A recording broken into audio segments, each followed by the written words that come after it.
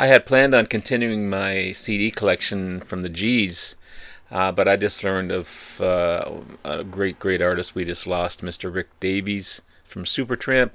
So I thought I'd do a tribute to him today and show you my Supertramp albums from his era. Come in and have a look.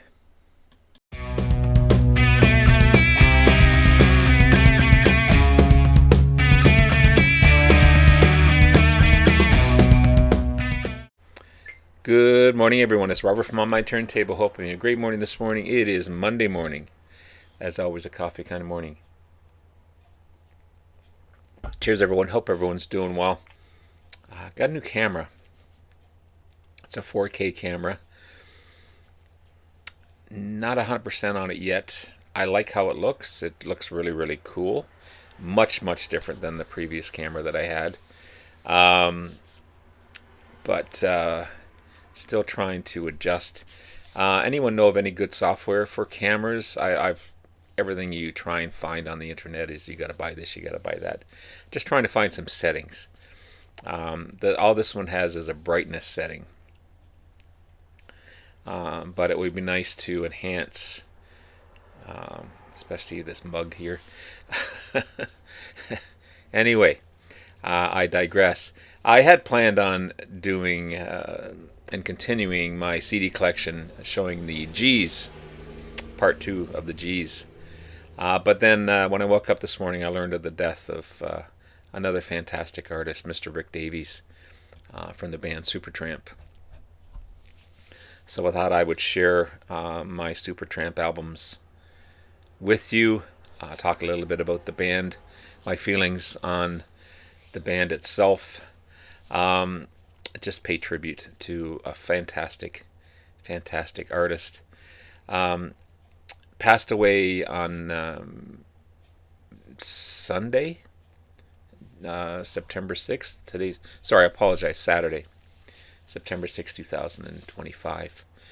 At 81, 82, something like that. Great English musician, singer, songwriter, founder, vocalist, and keyboardist of Supertramp.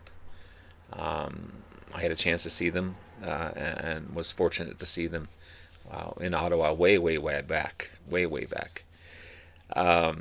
Fantastic at the time. Rick Davies was the only consistent member of the band and put together and composed some of their greatest hits. And I love his style of music over Roger Hodgson. Roger Hodgson was more pop, even though he created some fantastic and super successful songs. I still preferred Rick Davies. Darker, more storytelling, more progressive, more rock, deeper voice. Even though on some of his songs, he did create a falsetto vocal to try and mimic, I don't know if it was intentional or not, to try and mimic Roger Hodgson. But you got cool songs like Rudy, one of my favorite tracks. Bloody Well Right, heaviest track from Supertramp for sure. Crime of the Century, Ain't Nobody But Me, From Now On, Gone Hollywood, Goodbye Stranger, and he used that falsetto voice in that one. Just Another Nervous Wreck, My Kind of Lady, Cannonball, I'm Beggin You. He had that rhythmic blues piano style, some jazz hints in his progressive rock tracks, his lyrics, fantastic artist. I don't have all their albums, but I have a good chunk right in their core of their commercially successful time.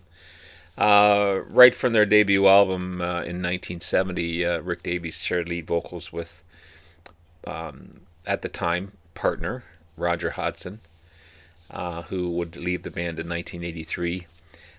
They didn't really get along in the later years. They wrote separately, but somehow it blended well together, which was really magical for a band to do that.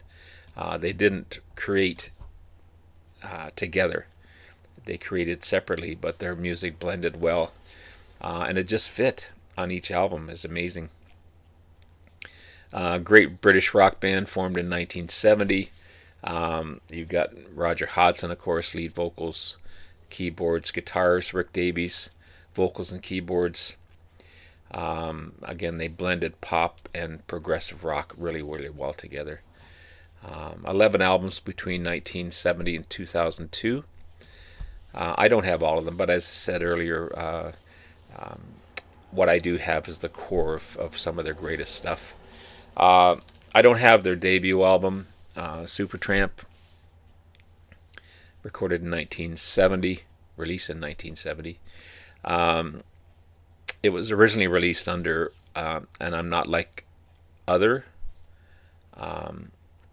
but the label didn't like that title.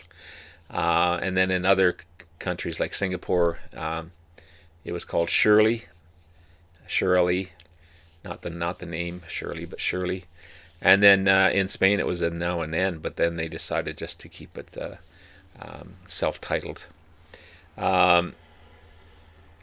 But you've got Rick Davies on keyboards, piano, electric piano, harmonica, lead vocals, of course, backing vocals, sharing with Roger Hodgson on bass guitar, acoustic guitar, cello, lead and backing vocals. Richard Palmer, who was with the band at the time, electric guitar, acoustic guitar, backing and lead vocals. So they are 3 lead vocals on the debut album. And Robert Millar on drums. I do have their second album. I'm going to have to block out... how can I do this here? This is Indelibly Stamped, the second album by the band, 1971 release. Quite bold on their second album to do something like this, a cover like this, for sure. On the A&M label. Quite a change from their debut album, more straight-ahead rock album. Some lengthy instrumental solos on this one as well. Rick Davies plays Waltzer pianos on this one, also acoustic piano, Hammond organ, lead vocals, harmonica, and then the rest of the band. David Woodthorpe is on flute and sax on this one. Also does some lead vocals on a track. Frank Farrell on bass guitar, piano and backing vocals, Ken Curry on percussion and drums, and of course Roger Hodgson on acoustic and electric guitars, bass guitar, lead vocals and backing vocals. Roger Hodgson is an underrated guitar player for sure. The next 4 I'm going to show you are the core of probably their most commercially successful time, and 4 of my favorite albums by the band for sure. Speaking of this was my introduction to Supertramp. It's still my favorite album by them. Crime of the Century. They hit it big with this one for sure. This is their 3rd album, 1974 release. And of course Rick Davies sings the title track on this one remarkably.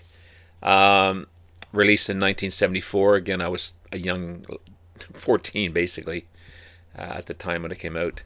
It broke them into other countries, Canada, UK, Germany, all over the place. The hardest track on here, Bloody Well Right, again sung by Rick Davies, is fantastic. You got School, just a wonderful, wonderful album. It takes you on a journey. It's a kind of an album that you have to listen to in whole. You just can't listen to a track. It's kind of it's a I don't know if it's a concept album or not. Some say it is, but it's fantastic. Rick Davies, of course, on vocals, harmonica and keyboards. Roger Hodgson vocals, piano and guitar. John Anthony Hellwell on saxes and clarinets. Dougie Thompson on bass and Bob Sonnenberg on drums. And then another favorite of mine, Crisis. What Crisis? This is a wonderful follow-up album to Crime of the Century. Their 4th album, 1975 release, recorded in LA. in London. And Crisis What Crisis on Record Mirror's list of best albums. It listed Crisis What Crisis as one of the best of the year in 1975. Pardon me. Rick Davies on lead and backing vocals, acoustic piano, Wurlitzer piano. Just amazing stuff. Roger Hodgson, of course, on pretty much everything. He said they're both multi-instrumentalists, these guys. He got the other players, John Anthony Hallowell on all the saxes and flutes and bass clarinets, and Dougie Thompson on bass, and Bob Sennenberg on drums. I've got to get this one on vinyl. I don't know why I have it just on CD. Even though it is a remaster version, sounds good, even in the quietest moments. Beautiful album. Beautiful album. 1977 release. Their fifth album. Hit number 16 on the pop charts in 1977. It became Supertramp's first gold album, selling in the U.S. over 500,000 copies. Ranked 63rd on the World Critics List and recognized as the 200 greatest albums of all time that were voted by rock critics and DJs. Of course, the same players are on here, but mainly Rick Davies on vocals and piano and keyboards and clavinet, electric piano. Just the songwriting on here is fantastic. Of course, their most commercially successful album, Breakfast in America, their sixth album. A wonderful, wonderful album. It won 2 awards for Best Album Package and Best Engineering Recording, as well as being nominated for Album of the Year and Best Pop Performance from a Duo or Group with Vocals. It became their best-selling album, 4 times platinum. Just remarkable. But at the time, even in the quietest moments, Rick Davies and Roger Hodgson weren't writing together. They were writing songs separately. But somehow the idea for the album came together, even though they weren't writing together. When they did that, they realized that few of the songs really lent themselves to two people not really talking to each other. But it's really weird that Rick Davies knew what Roger Hodgson was thinking about, and Roger Hodgson knew what Rick Davies were thinking about. That's how close they were at one time. Their lives were different, but they still loved each other. It's a really weird relationship, but it worked on all these albums for sure. Of course, Rick Davies, vocals, keyboards, harmonica. Clavinet, not harmonica. Roger Hodgson on vocals and keyboards. John Hallowell, Bob Sennenberg, Dougie Thompson on bass. Then you've got Famous Last Words, the 7th album by the band, the last album to feature Roger Hodgson, who would leave the band to pursue a solo career, leaving everything up to Rick Davies eventually, and then on the albums to follow. But it'd be the last of the classic lineup for sure. It did quite well, number 5 of the Billboard charts, and certified gold, and peaked at number 6 in the UK. So it was a pretty darn good album. Rick Davies, of course, lead and backing vocals, keyboards, piano, harmonica. Roger Hodgson, of course, doing all his things. John Hallowell, Dougie Thompson, Bob Sennenberg. Also, Ann and Nancy Wilson from Heart did some backing vocals on 2 tracks, Put on Your Old Brown Shoes and C'est le Bien. So it's kind of cool to have those in there. This is a fantastic album, highly underrated. And the only one, this was Rick Davies taking over Supertramp, Brother Were You Bound. The 8th album by the band, 1985 release. The first album after Roger Hodgson left the band. leaving everything up to Rick Davies. But still, at the time, it has still hit number 20 on the Billboard charts, and it went gold. So it didn't do too bad. Rick Davies, all the lead and backing vocals, keyboards, John Hollywell on sax, glockenspiel, Dougie Thompson on bass, Bob Sennenberg on drums. But you also have Mr. David Gilmour playing guitar solo on the title track, Brother Were You Bound, and Scott Gorman from Thin Lizzy playing some rhythm guitar on Brother Were You Bound. So that's kind of cool. Kind of cool for sure. I'm missing their next three. I'm missing Free as a Bird, the ninth album by the band, 1987. Rick Davies again, all the vocals on this one. John Hollywell on sax and brass, and Dougie Thompson on bass, and Bob Sonnenberg on drums. I'm also missing their 10th album, Some Things Never Change, 1997 release in March. The same players, but you've got a bigger band. You've got Rick Davies on keyboards, Mark Hart on guitars and keyboards and vocals, John Hollywell on saxes and woodwinds, Cliff Hugo on bass, Bob Sonnenberg on drums, Lee Thornburg on all horns, Carl Varenheim on guitars, Tom Walsh on drums on the song And the Light, and I'm also missing their final album, Slow Motion, the 11th and final album, 2002 release. The same players basically. Again, Rick Davies sharing all lead vocals and harmonica. And then I'm missing their live album, Paris. I don't know why I don't have that in my collection.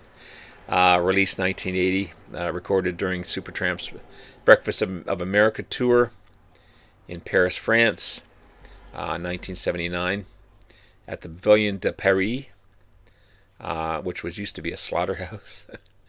But I'd love to get that album for sure. So there you have it, guys. There's my tribute to Rick Davies. Fantastic artist, fantastic keyboardist, singer, songwriter. And again, rest in peace for sure. Have yourself a great rest of the day. Love you all. We'll talk to you again soon. Bye now.